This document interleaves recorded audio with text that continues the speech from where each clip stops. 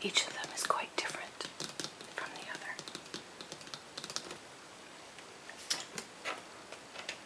This is the first one,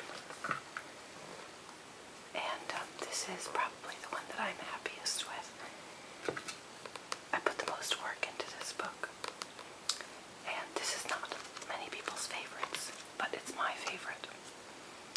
It's a fantasy novel, and I took the photograph on the cover and I designed the cover and everything.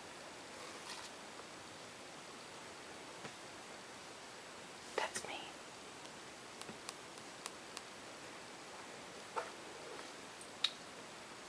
And I know that this title looks a lot like The Golden Compass, but I swear that I wrote this book before I had ever heard of that one. I was actually really irritated when I discovered that there was a book with a similar title. It's not anything similar at all in the content, though.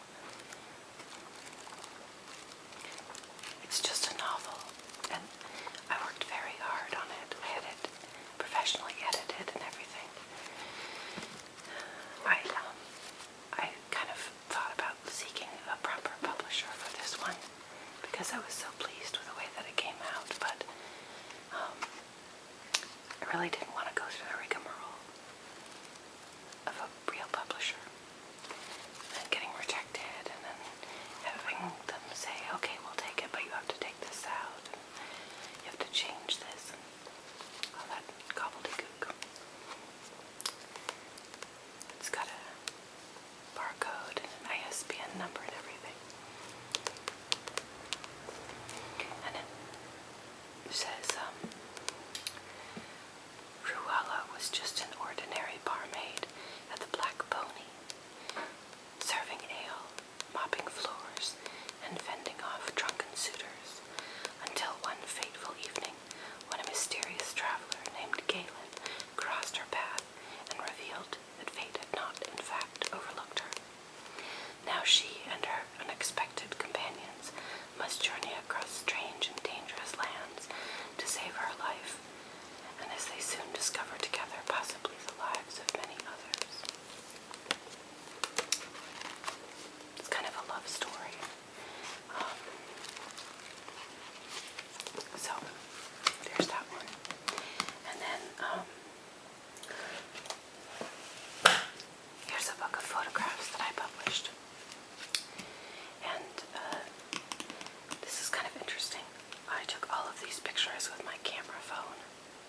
And I've never had a very good camera phone, like an iPhone or anything. It's called Portland Characters, Buzz Culture, and Innocent Bystanders.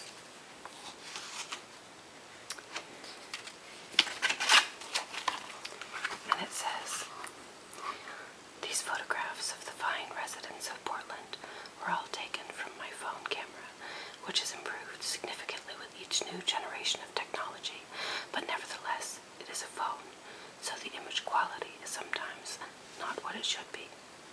I prefer it as a tool because I have the opportunity to capture people in utterly natural states, that is, totally unaware of the presence of a camera. I have always been fascinated by different faces, bodies, and personal style. I adore the variation of it all, and even the bland normalcy. That's why this book has been devoted to capturing as much of the array of colorful people as I have had the opportunity to see every day on my normal trips to work and play as possible. I am not intending any disrespect to the people I photograph. On the contrary, they are the ice in my coffee. They make this whole project possible and give me something other to do than watch the traffic every morning. So to all of you, thank you. Thank you for existing, and please go on being just as weird and wonderful as you are capable of being. And most of these photographs were taken on the bus.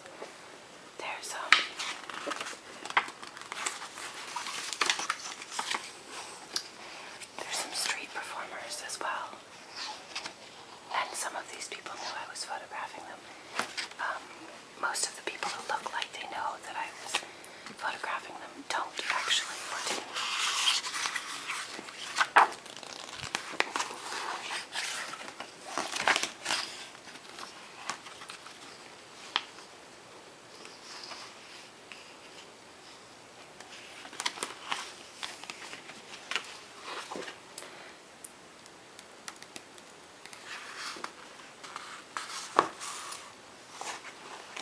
I love this couple. I took so many pictures of this couple. This little old lady and this little old man. And they always wore the silliest things. Look at these shoes he's got on. And now look at the backpack that he's carrying. Isn't that great?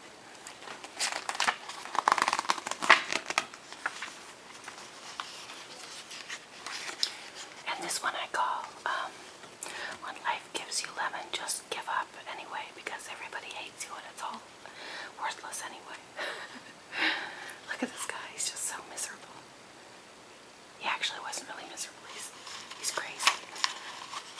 He talks to himself a lot, but he looks miserable there.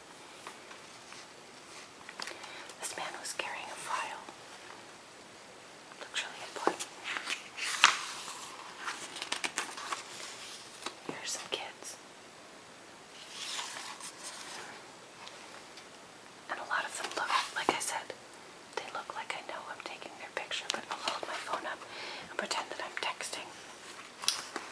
I don't do it anymore. I haven't done it in a while, but I'm pretty sure that most of these people didn't have any idea that I was taking their pictures.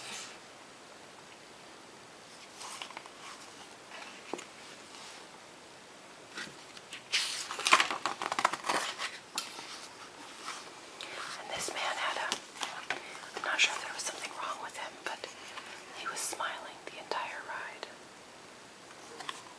Just like this, it was frozen.